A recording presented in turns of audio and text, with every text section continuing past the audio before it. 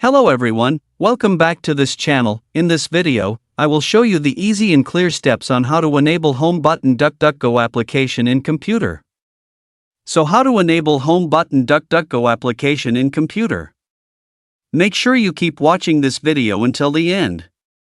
Let's get started right away.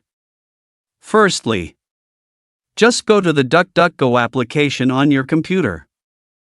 Here it is already on the initial display of the Duckduckgo application. To display the home button in Duckduckgo, just point the cursor to the upper corner of the screen. Here, tap three dots, and a scrolling menu will appear. And select the Settings menu. Here we are already in the Settings menu and there are several menu options that can be used. Tap the Tap menu, General. Now in this General menu, you can find it on the home page, in the Home button section in the toolbar. Tap and select Show Left of Back button or Show Right of Back button. Here it is only a different position on the right or left. Please choose one according to your wishes. Can be seen on the New tab, while here it has appeared for the New button on the top left.